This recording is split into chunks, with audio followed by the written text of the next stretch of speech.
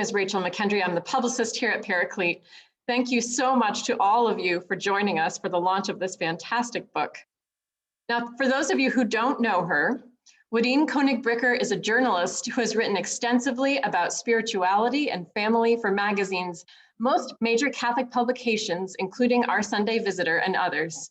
She is a former editor for Catholic Parent Magazine and author of several books, including 365 Mary, 365 Saints, and Asking God for the Gifts He Wants to Give You.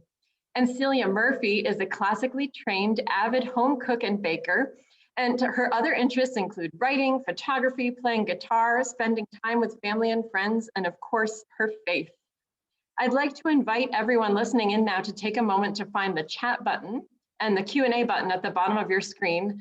Please feel free to submit any questions or thoughts you may have for Woodeene and Celia through our discussion. And I'm going to ask for your patience today because this is the first time that we will have a live cooking demonstration as part of our launch, which is super fun. And we're also connecting coast to coast. Woodeene's out on the West Coast, we're on the East Coast, and there's storms and all kinds of exciting things happening. So fantastic. One of the hidden blessings of the pandemic is getting to meet each other face to face like this. So welcome to Woodeene, welcome Celia, and all of you. Thank you so much for helping us make this happen today. Do you all, can Celia and Woodeene, can you turn your microphones back on? Or Katie could help us maybe if.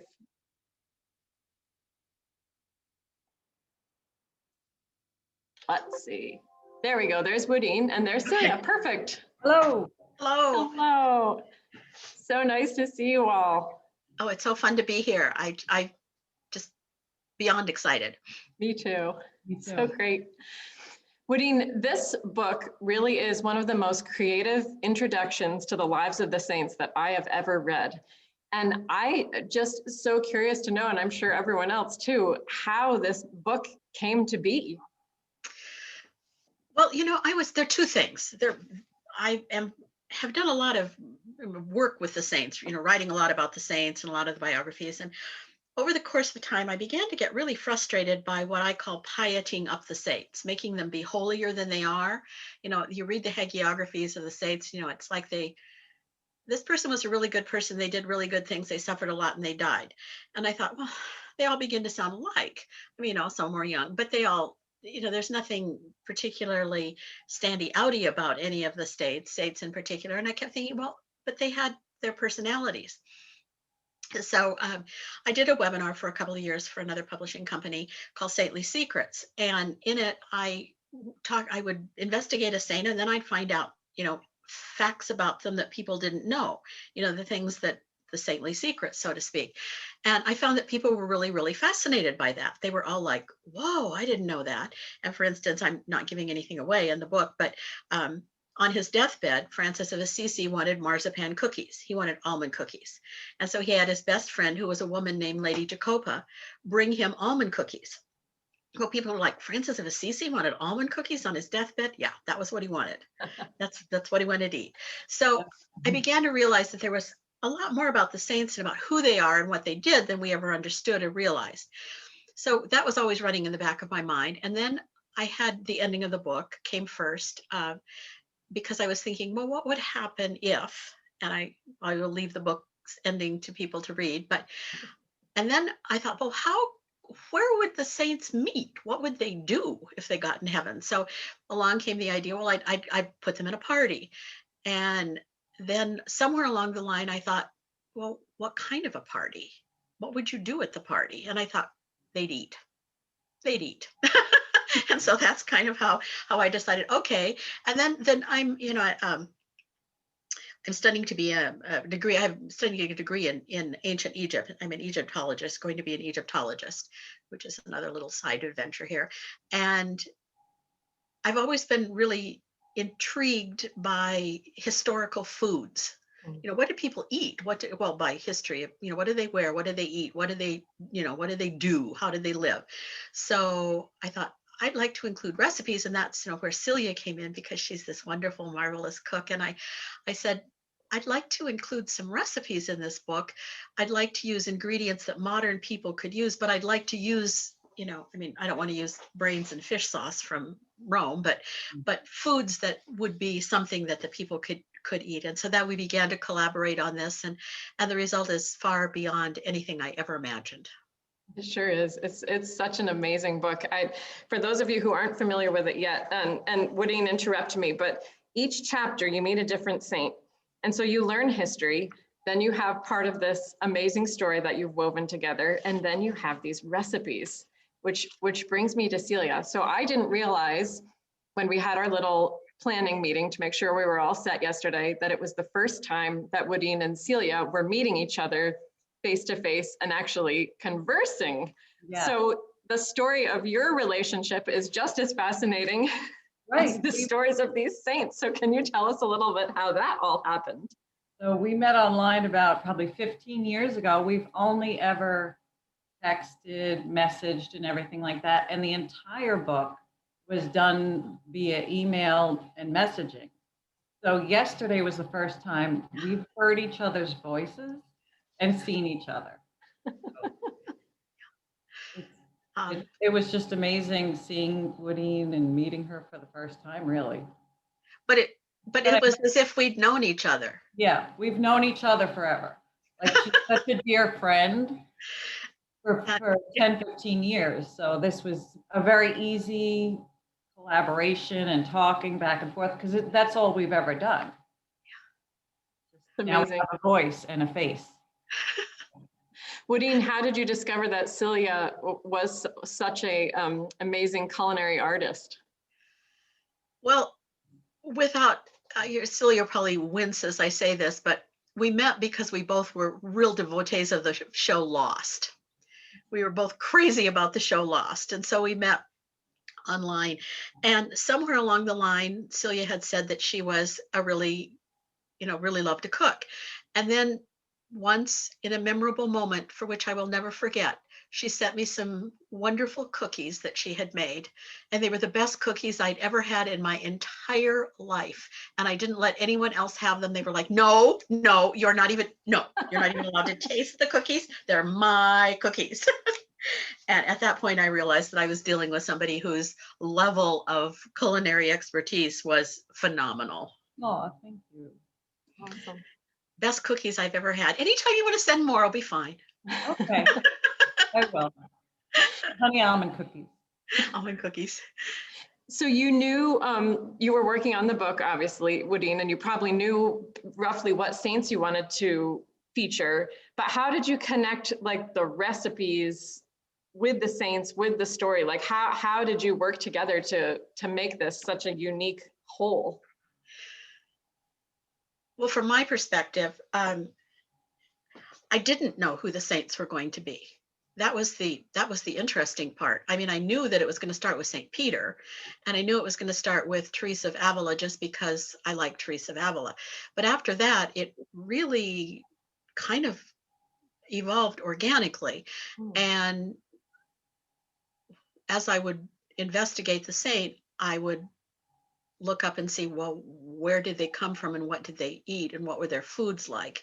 And then I just handed it over to Celia. I said, here, you do your thing, because I am not, you do it. I know that Katira Tekawitha would be using, the Three Sisters squashes and things, but as far as the rest of it goes, that's all Celia. Celia, did you have any of these recipes sort of in your back pocket, or did you have to, were they all like totally new creations?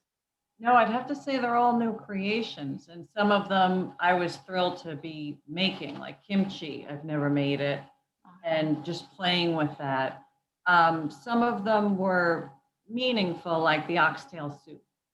First of all, when Woodeene approached me for this project, it was late in the project, and when she said St. Francis and oxtail soup, those are the two things that pulled me right in, because oxtail soup, my mother, my aunts, they talked about it with such reverence.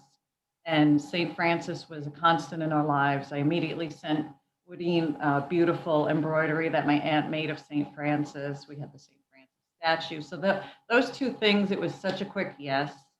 And it was nice while I was making the oxtail soup and researching it. I was going through some books and I found a handwritten recipe from one of my late aunts for her oxtail soup. It only had like 5 ingredients. I definitely expanded on it and I definitely drew from my mother. But I'd have to say most of them or all of them were new creations. I've certainly made honey almond cookies before, but I was trying to really, with that one, remain true to his history. What would they have had to prepare foods with? What ingredients would they have? So that was a little new for me, but I love baking. Baking is my thing. So much fun. Was there one in particular that stands out to you as either like the biggest triumph or the biggest surprise or the one you love the most? Yeah, definitely the breakfast in a bowl Sunday for Blessed Solanus, Casey. When I was researching him, I was so enamored with all the little stories that I'd find, but he did a breakfast penance for Jesus every morning. So he would throw all of his breakfast into the same bowl, orange juice, coffee, cornflakes, everything. And that was just like his penance. And then he serenaded angry bees with his harmonica, and I just love bees. And he had a little ice cream miracle. So I I made a breakfast in a bowl Sunday with honey ice cream, and it was cereal milk honey ice cream with like a coffee caramel and orange brittle, on top. So it was like all of those things. That was my favorite. And the most meaningful was oxtail soup. And I really loved some of them were pure whimsy, like that one. And St. Bridget, I love the Guinness fudge sauce brown. That's just the Irish in me. So I connected with that one a It's lot. fantastic. So much fun. Yeah, it was. So Celia is going to actually cook for us today. Mhm. Woodeene, can you tell us about the saint? And then Celia, can you tell us about the recipe? Sure. Well, Celia's going to cook something that Saint Josephine Bakita might have possibly eaten. She's an amazingly wonderful, intriguing saint who comes from what is present-day Sudan. So she is a woman of color, and she was captured into slavery.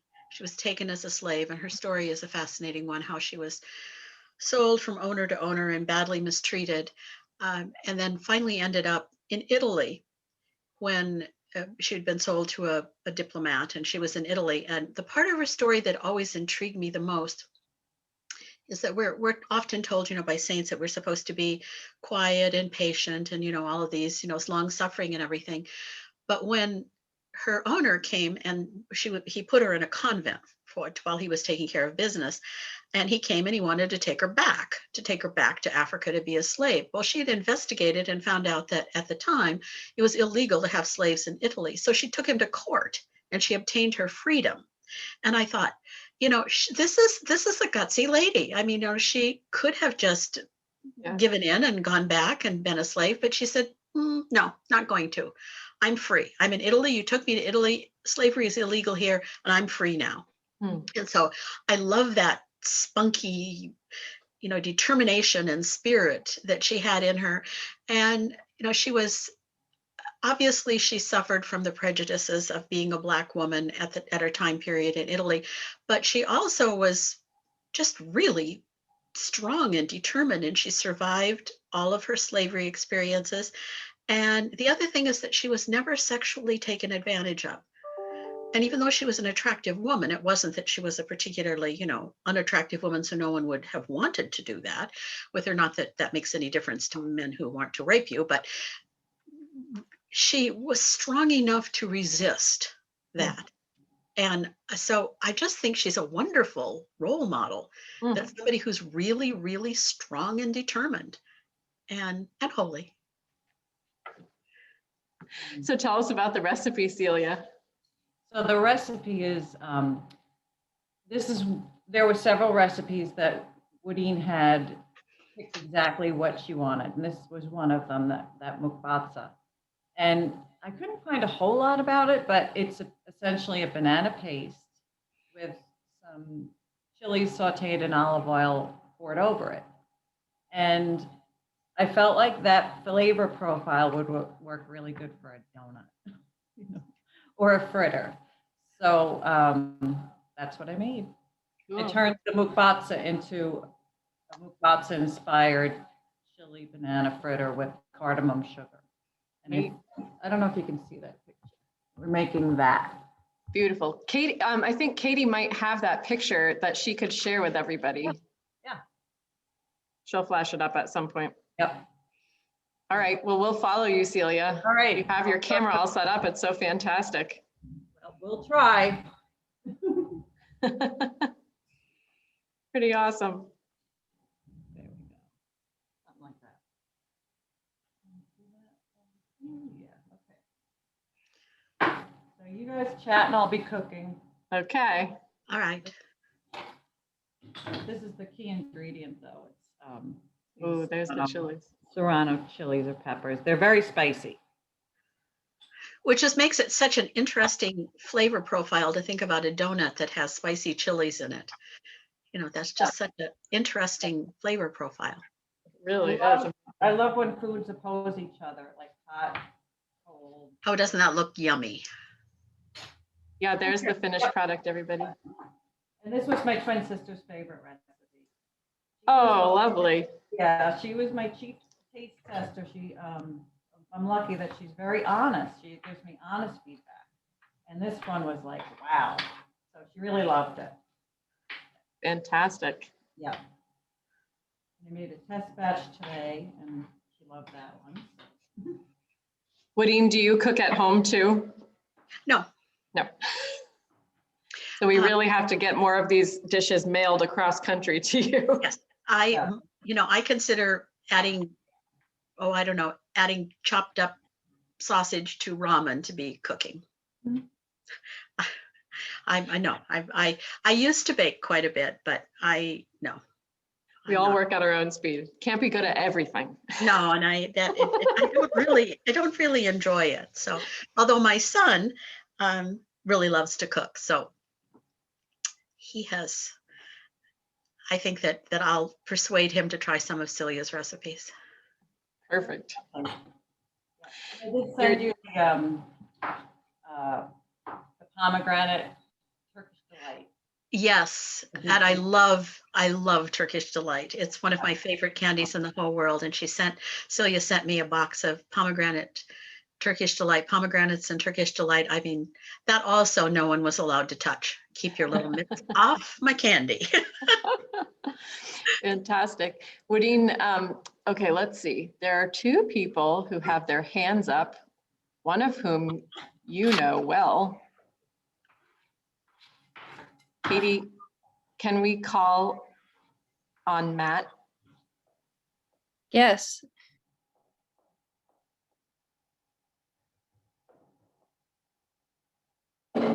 Okay, Matt, if you unmute yourself, you can talk now.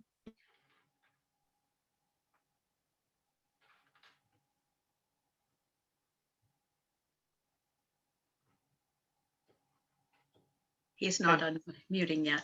He's not quite unmuting.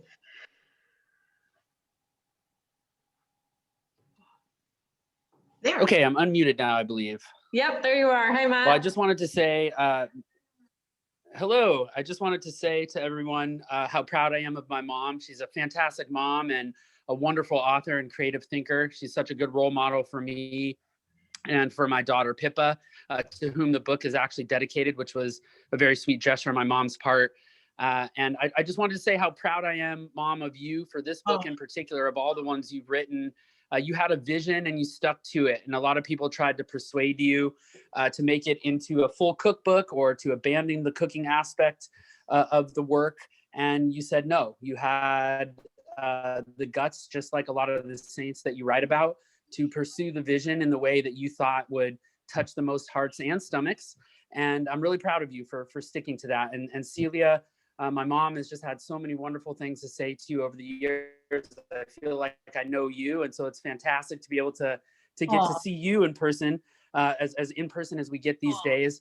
And just so wonderful that the two of you were able to collaborate on this. And I definitely hope there's a sequel. And I enjoyed reading the manuscripts and being a part of the process with you, Mom. And again, for sticking true to your vision and for producing with Celia and Paraclete what is just an absolutely fantastic glimpse into the humanity of the saints, as you were referencing, and just such a great journey. So I'm so proud of you both, and thank you to Paraclete. It's just a wonderful thing to see this book launched, and I hope everybody really enjoys it because it's fantastically written and the recipes are absolutely great. So thank you both, and to Paraclete, and enjoy the rest of the launch. So thank you so much. Love you, Mom. Love you Thank too, you so kiddo. much, Matt. Bye. Oh, that's great. Awesome to hear from him. Let's see, Woodeene, here's a question from our very own publisher, John Sweeney. He says, does anyone ever say to you, there won't be any need to eat in heaven? He says he would never say such a thing himself, but what is your response to that heresy? You know, I've never been asked that. I think people are just really willing to suspend belief. And I think that there are enough images of heavenly banquets, and you know, the Psalms talk about, you know, setting the banquet table and wine. I don't think people even think that. I think that they're just completely willing to suspend belief and say, yeah, okay, we'll eat in heaven. And, you know, and eating is such an integral part of our lives. And, you know, the first miracle of Jesus was at the wedding feast of Cana, you know, and all of this. So we, you know, the Eucharist is a meal. So I can honestly say nobody's ever said that to me ever. Let's hope they never do. No, no one has ever said that. Yeah, John says, after all, why would we fast in heaven? Exactly. Why would we fast in heaven when we could feast? And why wouldn't we have, if we have access to all the best ingredients that are available to us, why wouldn't we? You know, why wouldn't we eat? Absolutely. Why wouldn't we celebrate it? Wonderful. We have another hand raised, Sherry.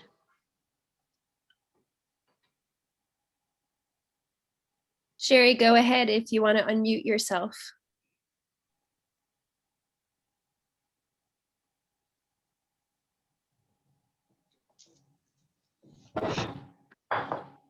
Oh, she's still muted. Celia, while we're waiting for Sherry, what are you doing now? So I cut up I finally chopped the serrano peppers. And I have them in a pan with some olive oil. So I'm just going to soften them. I'm not trying to brown them. And I also am heating up my oil, and I'm trying to get it to like 350 degrees for deep frying. Yep. That part's done. And we got the ball. We're all here. Oh, here's Sherry now. Sherry, go ahead with your question. So I ordered the book when I saw the email blast, but it did not come yet. Is there a recipe for every saint? Are they ever tied together, or is each saint a different, like a chapter? Or they Let me answer first, and then Celia can. Each saint is a chapter, and each saint has their own recipe. But the storyline that goes through it all, the saints do talk among themselves and communicate among themselves. There's a running storyline through this that St. John the Baptist keeps offering everyone his roasted locusts. And so there is a storyline where the saints are talking, and they do talk about what they bring, but no, the recipes are tied into the individual saint. And I think Celia can talk to that when she comes back, but you know, they were made for the saint, and each chapter has its own saint and own recipe. Okay, thank you. Thank you, Sherry. Thank you. Now, Woodeene, do you have, this is an unfair question because I already know the answer, but a particular chapter that is your favorite or that you would like to read? I do, and I probably will cry for you because I cry when I read it. My own favorite chapter is the one in Martin de Porres, and I would be happy to read it to you while we watch Celia cook, and cut away at any time to, you know, talk about it, but I'd be happy to read it to you. Thank you. Martin de Porres joined Bridget, who was standing near the wine jars. It's beginning to fill up, he said. Bridget nodded. Do you know what time the honored guests will arrive, he asked. Soon, I would think, Bridget said. But then 1,000 days are like one day here, and one day is like 1,000, so who knows? True, Martin nodded. He was never one to rush unless there was a very good reason, and there was almost never a very good reason. Martha said she would make my dish for me, Martin said. She says she is a much better cook than I am. I didn't disagree, he said with a twinkle in his eye. If she wants to stand over the stove, she can. I spent enough time in the kitchen when I was in the monastery. What's Martha making? Bridget asked him. Quinoa and lima bean patties, Martin said. Simple food, but very filling. Speaking of which, I'd better go see if she needs any help. She wants people to offer to help, but I think that's because she likes telling them she can handle it better on her own. Don't tell her I said that, he added conspiratorially. Wouldn't think of it. Better not let her see Squeaky or you'll both be chased out with her broom, Bridget added. Martin nodded and felt his sleeve, making sure that the mouse was well hidden. We'll be careful. He headed toward the back of the cottage where Martha's kitchen was located. Before he reached the open arch leading to a room with several ovens and a huge stovetop, a soft mewling sound made him pause. He glanced around, but not seeing anything, stood on tiptoe and peered over the windowsill. He looked down at a pair of golden eyes staring back at him through thick leaves. Oh, you dear thing, he said. Wait right there. He rushed into the kitchen. Where are you off to? Martha asked, a spatula in her hand and a griddle filled with pancake-like patties on the stove. Your quinoa patties are nearly done. Be right back, Martin said, pushing open the back door and running into the garden. He cocked his head to one side until he heard the faint meow again. Following the sound, he located a large gray cat in the middle of a holly bush. How did you get there? He asked, gently pulling the furry bundle out into the open. The cat, immediately recognizing Martin as an animal lover, began purring loudly. Now, what am I going to do with you? Martin asked, and the cat purred even more loudly. He pulled her onto his lap and began petting her. You're a big one, aren't you? He said. The cat, a Maine Coon, shivered as Martin wrapped it in his robes. You don't belong here, he said. You belong over at the Rainbow Bridge, I'll bet. Some people didn't believe in the Rainbow Bridge, Martin thought, but it was real, very real. Looking around to see if anyone was watching, Martin closed his eyes and willed himself across heaven. Even though transporting was perfectly acceptable here, Martin remembered the disapproval he experienced when he did this on Earth. He only transported under the most serious of situations, and an out-of-place cat qualified as a serious situation. Martin suddenly appeared in the middle of a grassy meadow. All around him, dogs and cats and horses and birds and every kind of animal that ever deeply loved a human and been deeply loved in return were playing in the sunshine. The Archangel Raphael, who spent any time when he wasn't being called on as a healer at the Rainbow Bridge, greeted Martin. Who do you have? He asked. Martin touched his head to the cat's forehead and listened intently as the cat appeared to talk to him. Mittens, he said. He wants to know if his person is here. Raphael shook his head. Not that I know. He reached over and took Mittens in his arms. We'll keep Mittens safe. Tell him that we'll know when his person arrives. They always do.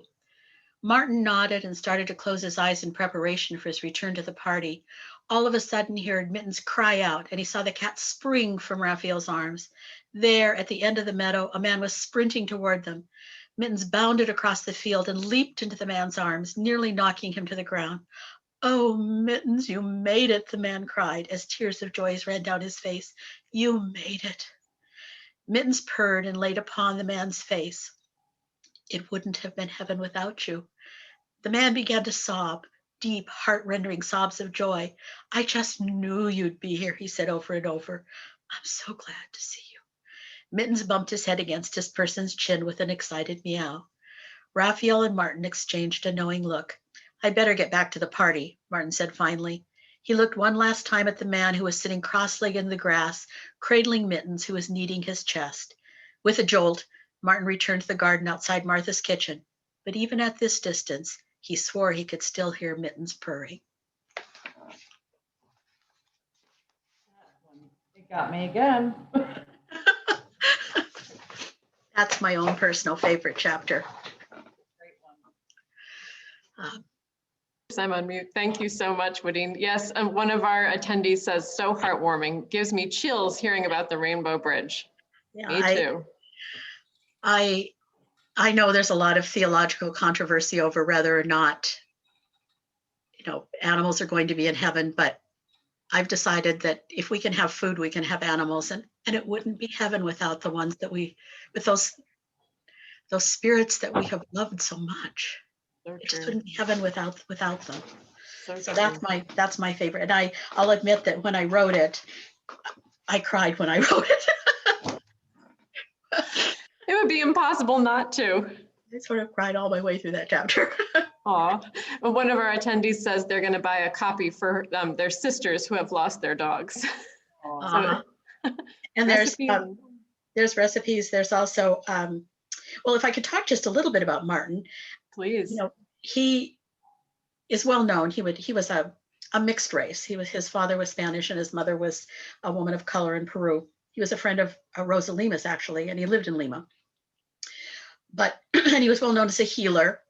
He was trained as a barber, which is kind of like a doctor at those times, so he could do medical things. But what people don't know is that he would go out and he had the gift of healing. He could lay hands on people and he would be healed. Well, he would go out in the streets of Lima and he would find, feral dogs and cats that were injured and hurt, and he would heal them. He would use his healing powers to heal the animals. And then he would take them to his sister's house, whom I think she should be a saint too, who lived out in the country. And it became like the first humane society. He would take the animals that he found that were injured or ill and that he had healed, and he'd take them back to his sister to have her get them restored back to health again. And then he'd find homes for them. Amazing. And so, he really, I love the idea that this healer used his abilities to heal all of God's creation, not just people, but that he sees a little dog that's been hit by a cart and goes over and heals its leg. And I just think, oh, Absolutely. Woodeene, how hard is it to find that kind of information about the saints? I think if you were starting from scratch, it would be very difficult. Yeah. But I've been writing about the saints for 30 years, and so I have huge store of knowledge and just tons of anecdotes and stuff. It would be, I think, if you had to start from scratch, it would just be nigh on impossible to do it, because it would be just so difficult. Everything that I have in the books, however, because I'm an academician at heart and have done a lot of academic writing, is verifiable. Mm-hmm. But it does go back to the original sources. So if I knew something and I thought, I better check this out, I would go back and find original sources and as much as possible read in the original language or read in a translation of the original language. So people can be sure that if there's something in the storyline about the saint, like Teresa of Avila had migraines, that's accurate. That those things are correct. Or the fact that she was a fashionista. Yeah. Those are all accurate facts. So the facts about the saints are there. And then for those people who really love the legends and the lore and the stories, they're there too. So what you doing, Celia? So I mashed my banana. I added the lemon juice, and then I had sauteed the serrano chilies peppers with the olive oil. Let that cool down a little. Added to the bananas. And then I have a whole bunch of stuff: flour, cardamom, coriander, cayenne pepper, baking powder, baking soda, salt, cinnamon. So there's a lot of different spices, heats. And I also took red pepper flakes and just kind of ground them in a mortar and pestle, added that. So that immediately puffs up. Can you see that? Mm-hmm. Yeah. So I'm going to go deep fry now. Your sister liked this recipe best, right? This was her favorite. And I had to make the test batch today, and she was just thrilled. So, and maybe I'll hear a little hoot and holler when this batch is done. So I'm trying to, how's that? Can you see that? Yep. Yeah. Okay. So Good job. yeah, we're gonna try with it. So I've got my. Celia. I'm going to do one test. That's what you want to see. It immediately pops up. So I'm just going to keep going. Beautiful. Ooh, that looks wonderful. Yeah. Wow. Fun. Yum. So they're cooking very quickly. I'm going to take that right off the heat. The heat might be a little. I'm going to move it over. This is just so fun. This is just It's such a fun amazing. thing to be able to book and cook. It really is. Oh, Look it's at it like go. a sip and chop. So then I'm just going to flip them so that they get the other side cooked. Oh, look at those. Don't they look yummy? Beautiful. Wow. Oh, so much fun. Oh, that looks so good. And she makes it look so easy. No kidding. Fantastic. I wish I could smell it. Almost can. always test one just to make sure that the center is cooked. It's a little bit longer than you think. I'll do that in a minute. Wow, fun. And Lovely. they're good.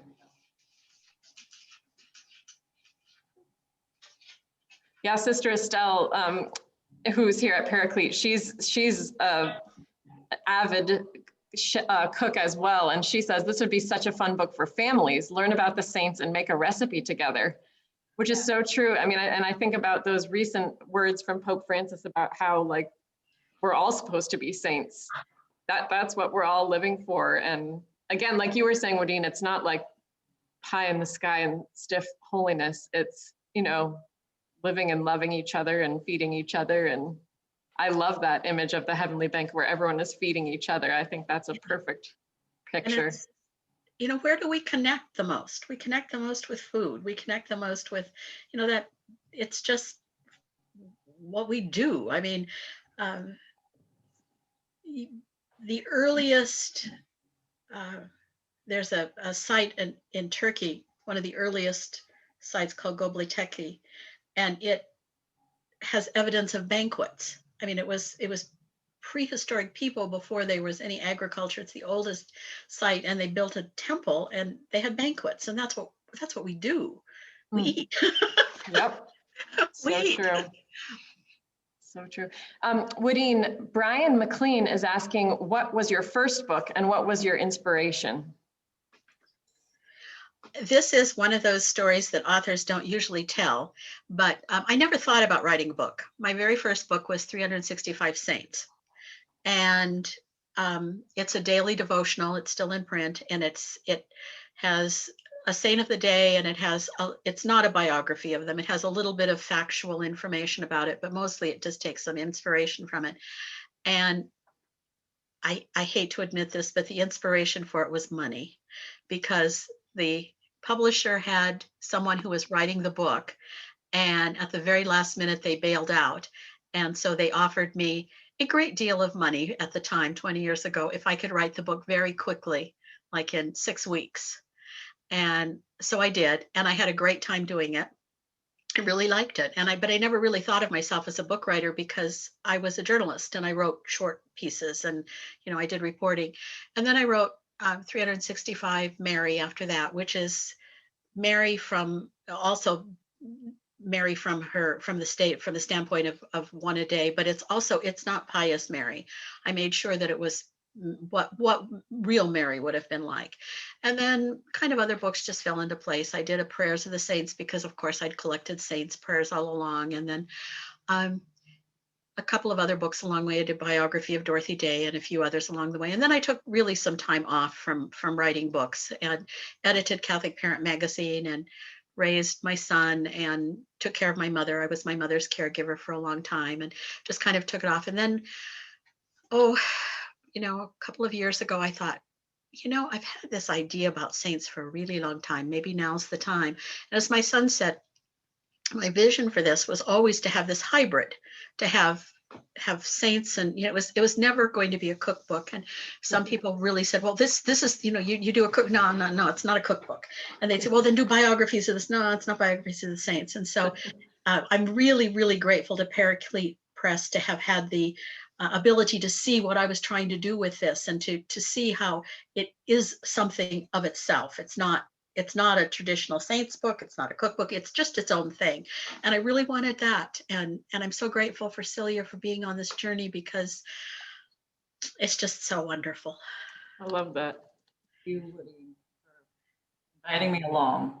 So to catch you up, I deep fried those, and then I put sugar together with some cinnamon and cardamom and spices and a little pinch of salt. And then really, while they're hot, put them around in the they're done. Oh, amazing. Oh, that looks so good. So good. Yvonne has her hand up. Katie, can you call on Yvonne? Yes. Hi, Yvonne. Let's see, we'll work on getting her mic turned on. Hear me There now? she is. There she is. Okay, you can hear me okay? Hi, Yvonne. Hi, Yvonne. Yes, a little bit.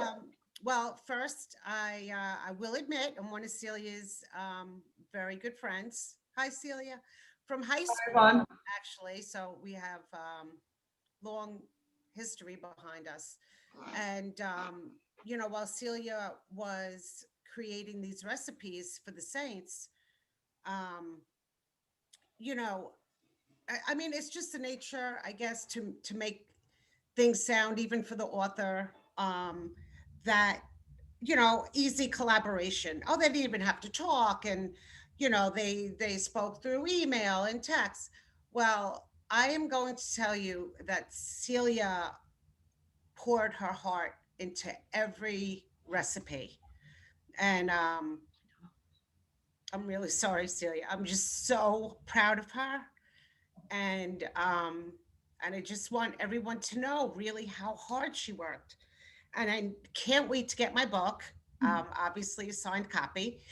And but I do have a question now that I've poured my heart out. How did you decide on today's recipe for the book launch? How did you decide on this particular recipe? That's for both of you guys. Thank you. Well, that's Celia. That's all Celia. Oh, okay. I felt like it was going to be a fun recipe to make live. And also it's Shrove Tuesday. Get to eat stuff that's carb loaded before Lent. And donuts are traditionally eaten on Mardi Gras. They're a traditional food for Mardi Gras, so it worked out beautifully well. But as I said, I left that entirely up to Celia. It's more That's a great. favorite. It's my sister's favorite. Well, I can't wait to get the book so that Andrew can make that, because you know he'll make it. Yeah. So Oh, I yeah. have two chefs in my house, so I'm waiting patiently for my book. Thank you.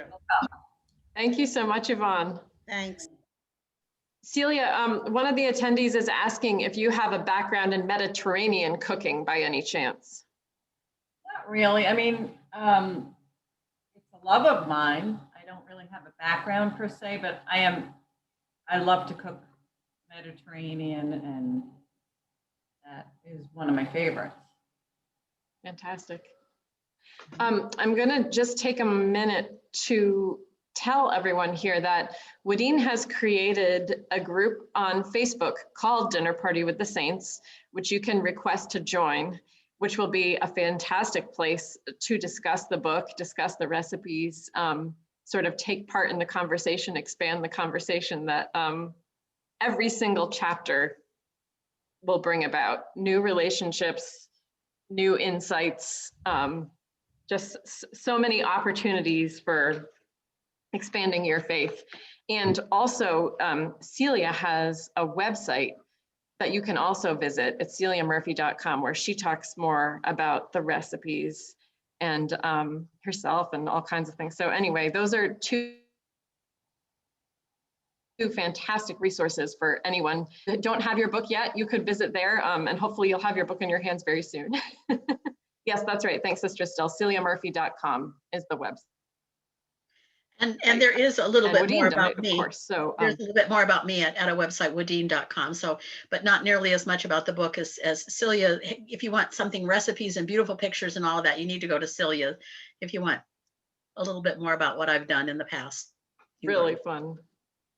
Thank you. Oh, here's a couple more questions. Katie, can you call on Anne? Yes, and if you unmute yourself, you are now able to talk. There you are. Oops. Hi, Anne. Katie, are you able to turn her mic on? Yes, I'm working on it. There she here. is. There you go. Now, Hi, can you hear Anne. me? Yes, hi. Hello. Okay. I wanted to add one of Woodeene's special qualities that hasn't been mentioned. In addition to all the other things she does, she is a consummate editor. Very good at editing her own work and that of other people. Anne is a good friend of mine, and thank you, Anne. that was where I started, was being an editor. And that's probably, I'm probably the hardest on editing my own stuff. It's so hard to do. That's fantastic. It's the hard Thank part. you, Anne. Thank you, Anne. Elizabeth also has her hand raised. Yes, Elizabeth, if you want to unmute yourself, there you are. I see you're live. Hi, Elizabeth. I didn't have a question. I was playing with the chat. Oh, good. This kind of reminds me of Babette's Feast.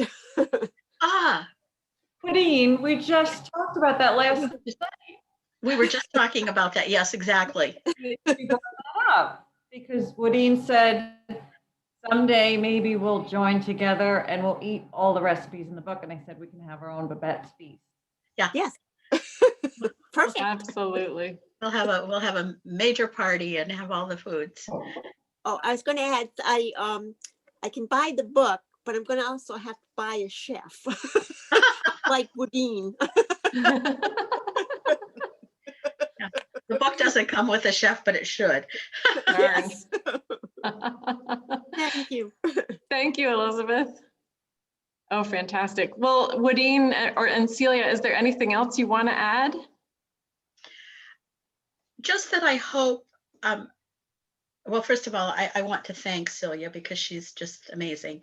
But I also just hope that when people look at the book and read the book, that they come away understanding that the saints were people, that they aren't, demigods or quasi-goddesses or something, but that they're people, and that they have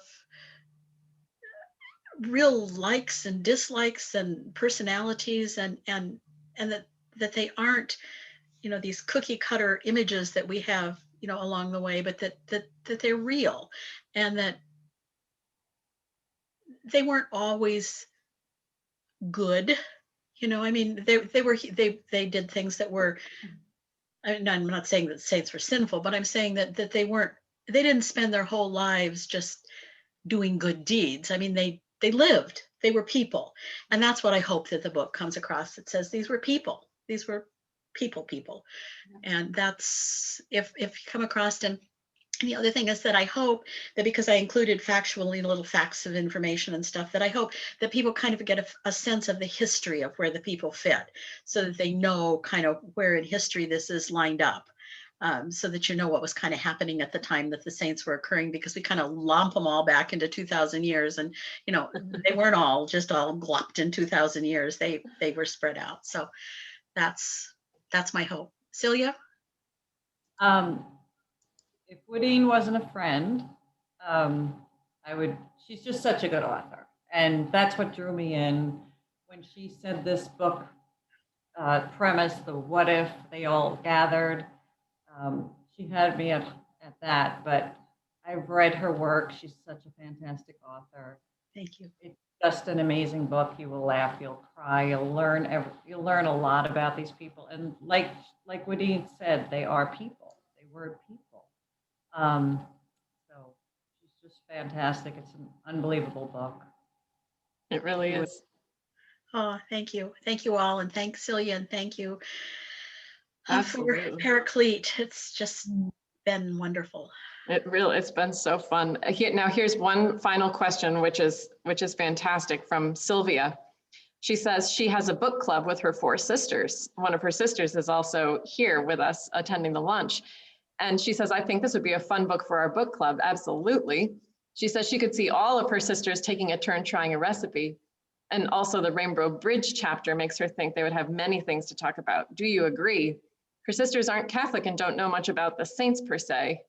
And that's true. One of the things that those who aren't Catholic sometimes miss out on the whole idea of the saints. What do you say to that, Woodeene?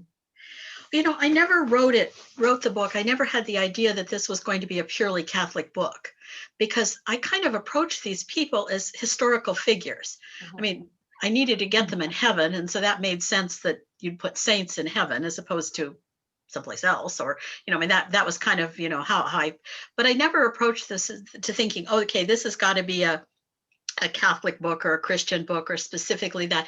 I really looked at them as people. I said, what did these people do? You know, how did, and they were all incredibly influential, regardless of whether you consider them to be saints or not. They were very influential. I mean, Augustine, for instance, influenced and still influences philosophy, and Cardinal Newman, you know, was hugely influential in England. So you've got, you know, Francis of Assisi. The whole world knows Francis of Assisi, and so it's not so much, you know, I don't want to say that I don't think you need to be Catholic, or you don't think you need to really, you know, have a particular devotion to the saints. I think it's in many ways it's more a history of people who have in common a faith. Absolutely. I agree. Thanks, Sylvia, for that question. I hope that helps you. Which sort of brings me to something else I want to make sure everyone knows. To celebrate our book launch today, to celebrate with Woodeene and Celia, if you use the coupon code LIVE with an exclamation point on the Paraclete Press website, you'll get a special 20% off discount off the book. And also there are bulk rates on the website too. So like if you want to get the book for your book club or your school or a Bible study group in your church or whatever it is, please look there as for special rates on multiple copies too. That's on the Paraclete Press website, paracletepress.com. And everybody who registered for the launch today will get a follow-up email with links with that information too. And the other thing is that I love to talk to people and I love to do this. So if you would like to do this with your book club and you would like to have me or Celia and I'm speaking for Celia out of turn, but if you'd like to have us come and talk to your book club, we'd be happy to do that. I'm just including you, Celia, because I'm just dragging you right on in. Hey, it worked now. It'll work anytime. It'll be good. But yeah, be happy to just, you know, they can contact you, Rachel, and absolutely. And we'd be happy to set up some kind of a Zoom visit or whatever. Perfect. Thank you so much. Thank you, Woodeene. Thank you, Celia. Thank you to all of you who joined us today. I think this was such a fun time together and such a huge blessing. Again, who knew what COVID would do in terms of bringing us together like this? It really is amazing. A recording of our book launch will be available on YouTube on the Paraclete Press channel. And I think we've been live streaming on Facebook, so it'll be there too. So if you want to share it with anybody, please feel free. And as we mentioned, Dinner Party with the Saints would make such a lovely gift for readers of all different ages. Maybe there are budding young chefs in your life that would like to hear about the saints and try some of these recipes too. So please consider supporting Paraclete Press and our authors with multiple copy orders. And again, a reminder that if you visit the website, there's lots of great discounts there too. And Dinner Party with the Saints is one of our fantastic new spring releases. We'll be having more book launches in the weeks to come. So please visit Paraclete and learn more about those, see what else might interest you. We hope you enjoyed this time together as much as we did. Our prayers are with all of you around the world, around the country for health and safety. And again, we hope to see you again here on Zoom. So I think that's it. Thank you so much, Woodeene. Thank you, Celia. Thank you, Celia. Thank you, Rachel. And may you all have a very holy and profitable, in the spiritual sense, Lent. Thank you so much. And you too. Take care. Good evening, everyone. Good evening. Bye-bye.